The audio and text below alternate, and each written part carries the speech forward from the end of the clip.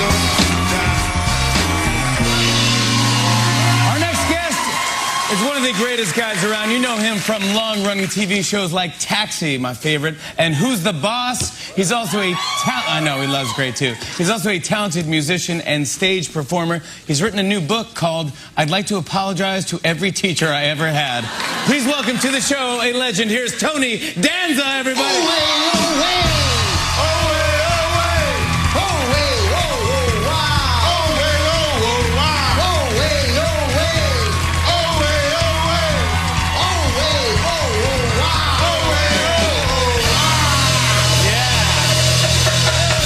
That's what I'm talking about. Tony Danza. Holy.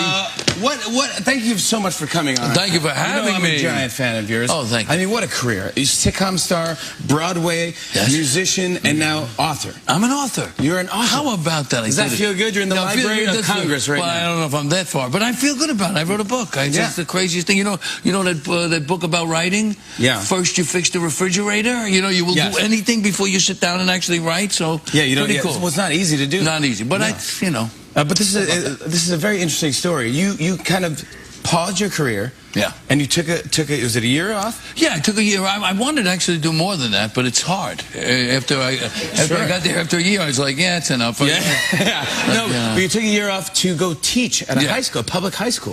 Public high school in Philadelphia, Northeast High. Look, putting it together. Representing. Here it is. Northeast High in Philly. Any Vikings in the house? Any Vikings? Why that high school? It's a comprehensive high school, Jimmy. I mean, it's a real inner city high school. Over 3,000 kids. Wonderful place. 50 languages spoken in the school. You know, everything from magnet to special ed. It's just a real snapshot of American public education. And you always wanted to be a teacher? I went to school to be a teacher. I wanted to be a teacher. And then when I got out of college, I said, I'm too young to teach anybody anything. And I went on my way, and then it's been on my mind. And as I was closing in on a bad age, well, not a bad age, but 60, I was thinking it's over the speed limit, 60. So I decided I wanted to do something. I wanted to, see, and I'm worried about I'm really kind of worried about the education system in our country. You can't drop out as many kids as we're dropping out and expect to sustain a great country. We just can't do it. We have a lot of dropouts. Good for you. Do you have any stats on those things? Well, yeah, I mean, it's crazy. I heard a stat yesterday that drove me crazy. If you have two parents who didn't go to high school and you live in England, you have a 60% chance of attending college. If you have two parents who didn't go to high school and you live in America, you have a 29% chance of going to college. I mean, it's just crazy. I mean, it's like we're just letting this go, and to me, it's a national security issue. I mean, you can't. How do you sustain the country? Where do you get the soldiers? Where do you get the workers? Right now, there's 3 million jobs that are going unfilled because we don't have the people, we don't have the skills. And so, to me, there's only one way to solve this. And that is, we got to convince the kids, because they got formidable. They really have some illegitimate obstacles, a lot of these kids, whether it be poverty, whether it be bad schools, whether it be bad teachers even. But in spite of that, they have to understand that it's a different world that they're living in. And if this is their life, this is much as school, and this is the part that really is going to, make the rest of it either bad or good. They got to figure it out. They got to go. They got to decide. Smarter than the adults. We can't want it more for them than they want it for themselves. Yeah. And it's that kind of thing. So how was Tony Danza as a teacher? Oh, at first I stunk on ice. Stunk on ice. Oh, stunk on ice. Yeah, I know I was bad. I talked too much. I thought the way to do it was, I'd tell them, I'd entertain. Yeah, you're a celebrity. You're going to walk in. You got to let them learn. They got to do it themselves. It's called collaborative learning. Yeah. Collaborative teaching. Yeah, it's great. But I wasn't bad. Eventually, I got it. I think. By the way, I have no right, really. I mean, I did a year, and it's no small task. Believe me. I mean, the reason I entitled the book, I'd like to apologize to every teacher I've ever had, is not only because I was a bad student, but because I mean it. It's a tough job. Oh, man. It's the toughest out there and underpaid really and everything. Well, Yeah. it's not, you know, nobody goes into it to be rich. They go into it for a calling. It's like this noble profession. You got these kids' futures in your hands, and it's really important to people. And Yeah. I had a guy that, just to give you an example, I did a year. And some people say, wow, you did a year. And it's no small feat, 181 days. Not that I'm counting. Yeah. No, I'm kidding. But there's a teacher there who told me he was returning for his 37th year. I said, why are you coming back? He says, because maybe this year I'll get it right. So, I mean, that's the kind of commitment you see. You see that kind of need, and that's what let me tell you one story, real story. This is my... I'm sorry. I can just get out of here. I mean, this is fantastic.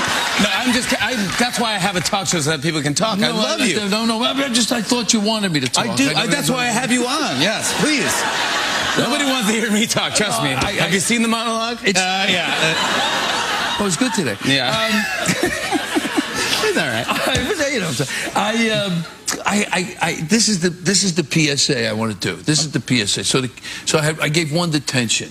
I gave one detention to a girl. She drove me crazy. She was really smart. Some days she was great. Some days she was like, she didn't want to be bothered. And the other kids were saying, come on, grow some balls. Give her a detention. That's because the good kids need to know the bad kids will get punished.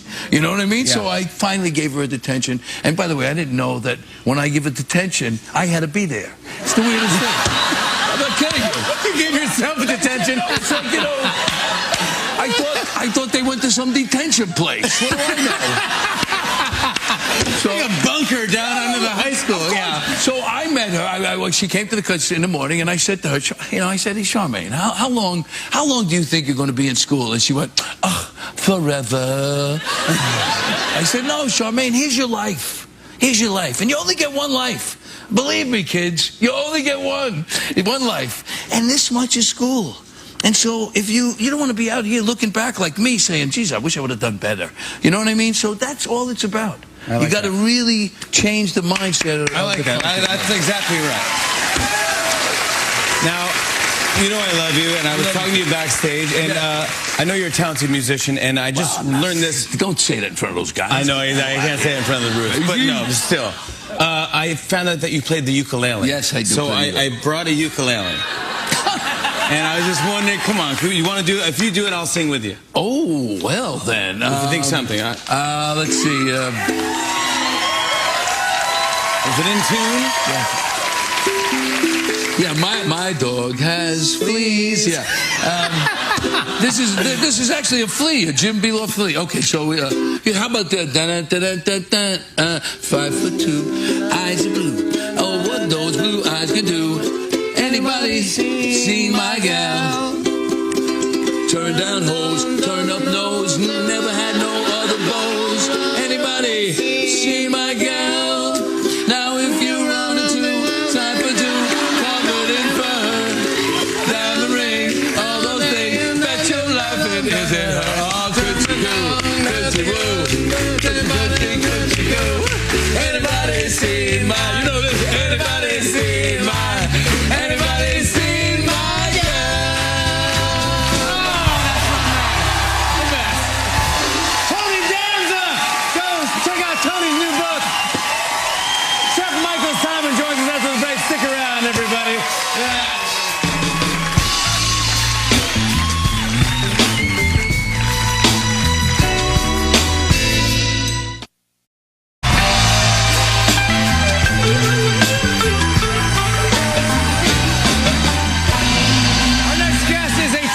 Talented chef whose new book, Carnivore, comes out October 16th. You can also see him on Simon's Suppers, which airs Thursdays at 9:30 p.m. on the Cooking Channel. Please welcome my friend, Chef Michael Simon, everybody. All right, what do we got? Well, I'm going to start you out with the cocktail to kind of you're good, loosen you up a little bit. Yeah, please. So what are we doing? I call it a ginger snap. All right. You know, it's good. It's a good manly drink when you're about to have a little bit of pork. So is that what we're doing? A little bit of ice. A little bit of ice. It doesn't sound manly, yeah. But it is manly. I always need a few drinks before I get a little pork. Bourbon? I tried to give it to you. I know that, yeah. Thank God security was there, yeah. All right, ginger beer. Ginger beer, okay, ginger good. syrup. This is a ginger simple syrup. Okay, good. Okay. Simple syrup, just sugar boiled sugar, with... water, and ginger. That's equal it. Parts. Love it. That goes in there. Yep. We're going to give this, you want to shake it? Sure, of course. I mean, I'm going to give you some pork later. Yeah. Right, here we go. So I'm shaking this dude up. And then you pour it right in here with these pickled cherries. Now, what do you mean pickled cherries? Well, I pickled some cherries, but you can use maraschino cherries too. So well, I probably would, right? Pickled cherries. Absolutely. But does it taste weird? No, it doesn't. Did you ruin the drink? Weird. Come on now. Cheers. That's unbelievable. Delicious, That's right? Smooth. Yeah. Now your book, Carnivore. My hair's gonna look like Questlove in a second. No, you don't have hair. You don't have hair. All right, here we go. Now look, hey, carnivore. Yes. Look at this, carnivore. You love meat. I do love meat. Yeah. What is your favorite type of meat? Pork. You do like the pork. Pork is the king of meats. You love the frog is a magical animal. It is a magical animal. Now you're getting weird. This kid's at home going, "You're so right, man." I've been saying that all night. Bacon. Yeah. Ribs. Yeah. Ham. Oh, you're right. Pulled pork. Everything. Yeah. Everything on the. You have a tattoo of I pork. do. Right by my heart. Look. Look at this. Oh. No. I didn't want to show nipple. We just had a wardrobe malfunction. Yeah, Janet Jackson, this is the same thing. I saw this go down once. They're never going to invite me to dance at the Super Bowl. FCC. My Super Bowl career's over. What are we rocking now? How do we do this? This is the pork belly and like the ribs, kind of from here to here, all the way around. I've never seen this We took out the bones. This is bacon before it is smoked and cured. Really? So this is raw bacon. Makes me so happy. Look how excited you are about that. So, all right, we're going to mix up pancetta, chili flakes, capers, onions, a little bit of orange and lime zest, and some garlic, and we just puree it all together until we get this beautiful paste. Okay, good. And pancetta is Italian bacon. It is unsmoked but cured bacon. So we're putting bacon on bacon. We are putting That's America right there, you guys. That is America. That's America. Yeah. And a little bit of rosemary and parsley. Yeah, rosemary and parsley if you need. If you need to. Yeah. All right, so I like bacon on bacon. All right, put that dude in there. Massage it in, Jimmy. Get in there. Smack it up, flip it, and rub it down? Yeah, get dirty. Massage it in. Here we go, right there. This is good. Is this good? Yep. All right, I'm doing good right here. You're doing good. Now Thank watch. you, my friend. I know you're being nice. I want you to tie it up in a moment. So could you hold this? Sorry about that. Okay. Yeah. Okay, good. So look, watch what we do here. We just take this beautiful hunk. See, I mean, look at this, dude. People are freaking out right now. This is. We roll it up. I mean, yeah. Dude, look at this. If you showed up at a barbecue with this dude... Oh, my God, or a tailgate? They would carry you on their shoulders around and like, you are a king.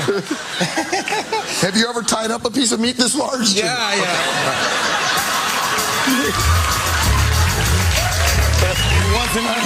Once in Pittsburgh, yeah. I don't want to talk about it. Long time ago. We don't do that. I got you. You know, they put some coleslaw and fries on your sandwich. They think they could do anything to it. Anything. All right, so you tie this whole thing off. Yeah. You don't even hear. No, I like to holding my hands out like this. No, very good. Yeah. So you tie that whole tie or three ties, just normal. You get baking string or whatever that's called. Yes, any kind of butcher twine. string. Yes, twine. Butcher twine. Yeah, and then look at this. We put this in a 350-degree oven for 2 hours, and then we turn it up. I always go to that one. To 400 for another hour and a half. So you get this 350 everything. Frozen pizza 350. Everything 350. Wait, look at that pork rind. This is the skin. Come on. No, I'm into Come on. It's unbelievable. Oh my God. I wish I could give it to everybody right now. Everyone's going home with a pork butt. Let me do that. All right. Chef Michael Simon. Some of that meat. I love you. Come on. Well, I don't want to talk with my mouth full. No, it's okay. I love Michael Simon. I'm the truth. Carnivore is in stores October 16th. I love you, buddy. I love you too, buddy. Happy birthday, by the way. Happy birthday. My thanks to Emma Watson, Tony Danza, Michael Simon, and the greatest band in late night, The Roots. Good line.